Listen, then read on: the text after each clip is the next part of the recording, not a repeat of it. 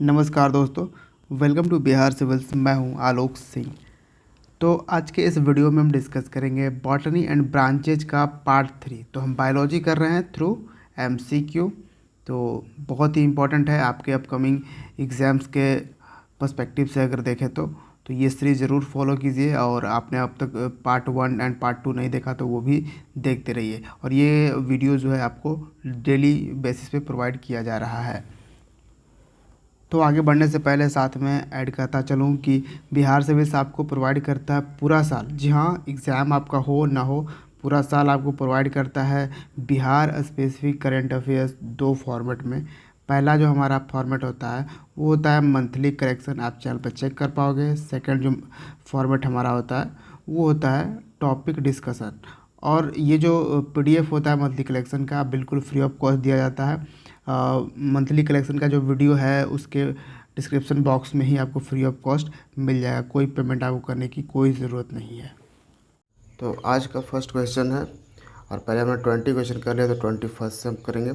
एग्रेस्टोलॉजी is the study of. तो जो एग्रेस्टोलॉजी है वो किस चीज़ का स्टडी है? तो ये है ऑप्शन सी, ये ग्रास का स्टडी है। ठीक है, याद रखिएगा। फिर है spermology is the study of. ये तो स्पर्मोलॉजी में हम किस चीज़ की पढ़ाई करते हैं? तो सीड की पढ़ाई करते हैं, यानी कि बीज की पढ़ाई करते हैं। तो ये ऑप्शन ए इसका करेक्ट आंसर होगा। नंबर 23 बात करें इन पेडोलॉजी। ठीक है, ये जो पेडोलॉजी आप देख रहे हो वाज स्टडी अबाउट। तो पेडोलॉजी जो है ना, ये हम इसमें सॉइल के बारे में पढ़ते हैं। अब आप बोलोगे एक हम सॉइल मैनेजमेंट की बात करी थी प्रीवियस वीडियो में, जो एक वर्ड यूज़ किया था एग्रोनॉमी। तो एग्रोनॉमी में हम दो चीज़ें करते हैं। एक तो हम करते हैं साइंस ऑफ सॉइल मैनेजमेंट करते हैं, ठीक है। और दूसरा हम एग्रोनॉमी में क्या करते हैं? तो प्रोडक्शन ऑफ क्रॉप, ठीक है।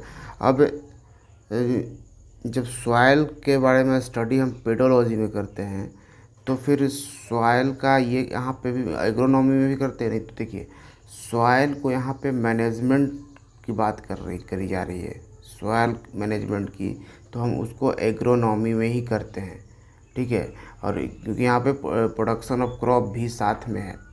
अगर वहीं सॉइल के बारे में पढ़ाई करते हैं तो वो है यहाँ पे पेडोलॉजी, ठीक है। Next, distribution of plant on the various part of earth. तो जो प्लांट का डिस्ट्रीब्यूशन होता है वेरियस पार्ट ऑफ अर्थ, उसको हमको क्या बोलते हैं?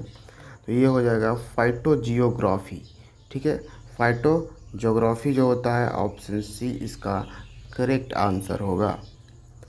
अब नेक्स्ट देखिए 25, study of fruit is called. अब फ्रूट के बारे में स्टडी जो हम करते हैं उसको क्या कहते हैं? तो ये ऑफ कोर्स आपको यहाँ से क्लियर दिख रहा होगा, क्योंकि अब बाकी के चीज़ों के बारे में हमने आपको बता दिया था। अब स्पर्मोलॉजी आपको पता होगा, ये इसमें हम पढ़ते हैं सीड के बारे में। पेडोलॉजी इसमें हम पढ़ते हैं सॉइल के बारे में। और एंथोलॉजी, अब एंथोलॉजी क्या है? इसमें हम पढ़ते हैं फ्लावर और फ्लावरिंग प्लांट के बारे में हम पढ़ते हैं एंथोलॉजी में। तो बच गया हमारा कौन सा? पोमोलॉजी। तो पोमोलॉजी में क्या हो जाएगा? फ्रूट के बारे में हम study of fruit is called pomology. तो ऑप्शन डी इसका करेक्ट आंसर होगा। नेक्स्ट है study of pollen grain is called. तो पोलन ग्रेन की स्टडी क्या कहलाती है? तो हो जाएगा पैलिनोलॉजी। ऑप्शन बी इसका करेक्ट आंसर होगा। वहीं पे देखिए, यहाँ पे अगर बात करें पोमोलॉजी की, तो अभी हमने देखा pomology study of fruit. Phycology study of हो जाएगा ये अलगी, ठीक है। और माइकोलॉजी ये स्टडी ऑफ फंगी। तो ये याद रखिएगा, और बी इसका करेक्ट आंसर है। फिर है नेक्स्ट है study of internal structure of plant. Plant का जो इंटरनल स्ट्रक्चर होता है उसके बारे में स्टडी को हम क्या कहते हैं? यहाँ पे वो सवाल पूछ रहा है। तो इसका आंसर हो जाएगा ऑप्शन बी, यानी कि एनाटॉमी। ठीक है, क्या हो जाएगा? एनाटॉमी। अब यहाँ पे देखिए, ये फर्स्ट ऑप्शन जो है मॉर्फोलॉजी, ये क्या है? तो ये स्टडी ऑफ एक्सटर्नल स्ट्रक्चर के बारे में अगर पढ़ाई करेंगे तो वो मॉर्फोलॉजी के अंडर आएगा। इकोलॉजी आपको पता होगा, इंटर रिलेशनशिप बिटवीन लिविंग और नॉन लिविंग होता है। ठीक है, वहीं पे अगर बात करें टैक्सोनॉमी की, ठीक है, तो टैक्सोनॉमी भी काफ़ी इम्पोर्टेंट है। ये जो क्लासिफिकेशन करते हैं, नॉमेनक्लेचर, आइडेंटिफिकेशन ऑफ ऑर्गेनिज्म का करते हैं, उसके बारे में जो स्टडी हम करेंगे उसको बोलेंगे टैक्सोनॉमी। ठीक है, लेकिन इस क्वेश्चन का जो आंसर है वो यहाँ पे बी होगा, एनाटॉमी। ठीक है। नेक्स्ट देखिए, study of external structure and there form is called. तो अभी हमने बात की कि स्टडी ऑफ एक्सटर्नल स्ट्रक्चर क्या कहलाता है। तो यहाँ पे हमने ये वाला बात की ना, मॉर्फोलॉजी, यहाँ पे option A is the correct answer. फिर जहाँ पर एनाटोमी की बात करें तो ये भी आपने अभी देख ही लिया कि स्टडी ऑफ इंटरनल स्ट्रक्चर तो एनाटोमी, और एक्सटर्नल स्ट्रक्चर तो मॉर्फोलॉजी। वहीं पे फिर यहाँ पे इकोलॉजी, इक्वली में यहाँ पे ये एल ही होगा, इकोलॉजी। तो फिर यहाँ पे आपको मैंने बता दिया। फिर यहाँ पे फाइकोलॉजी। ठीक है, ये हो जाएगा, ये भी algae, study of algae is called phycology. तो बार बार रिपीट करने से भी आपको ध्यान रखनी चाहिए इसमें, ताकि आपको याद रहेगा हमेशा। नेक्स्ट है एग्रो फॉरेस्ट्री इज़, क्या है? एग्रो फॉरेस्ट्री क्या है? तो ये growing of tree with cultivation of crop in the same field होगा। ठीक है, ऑप्शन सी इसका करेक्ट आंसर होगा। मतलब एक ही खेत में आप पेड़ भी उगा रहे हो, फिर उसके बाद आप फसल भी उगा रहे हो, तो इसको हम क्या कहते हैं? Agro forestry. कि यहाँ पे एग्रीकल्चर भी है और पेड़ के साथ यहाँ पे फॉरेस्ट भी लग जा रहा है, तो ये क्या हो गया? Agro forestry. तो नेक्स्ट क्वेश्चन देखिए, number 30, branch of biology which deals with the study of identification, nomenclature and classification of organisms.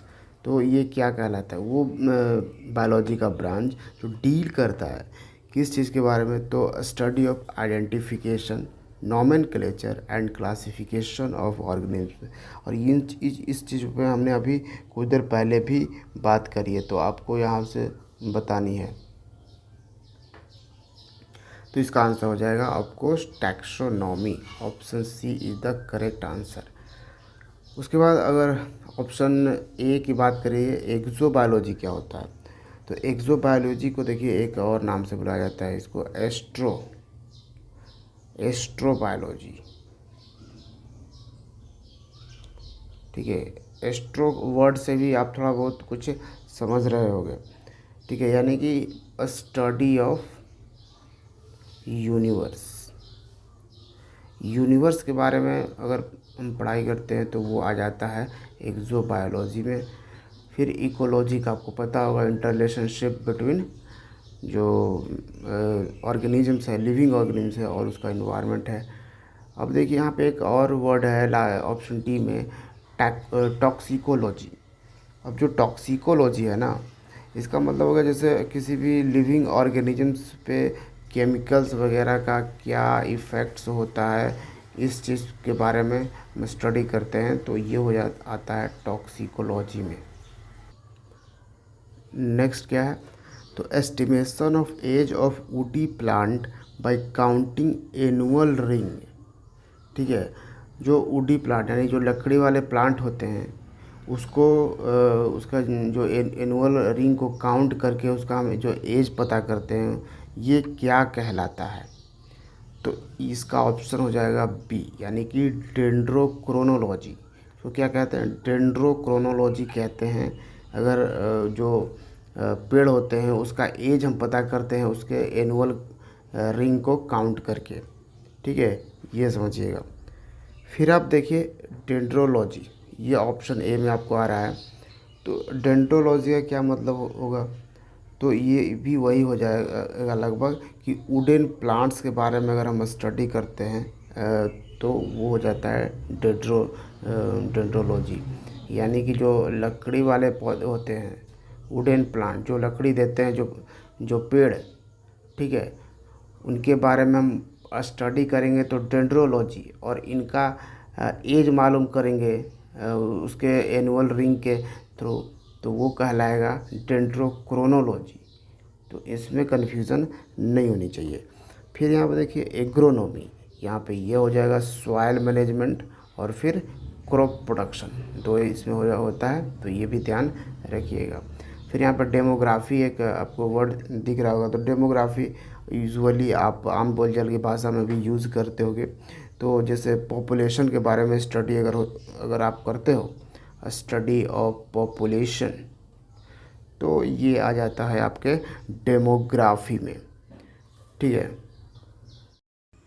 तो आज के वीडियो में इतना ही था, और जल्द ही हम मिलेंगे आपको बॉटनी एंड ब्रांचेज के पार्ट 4 में।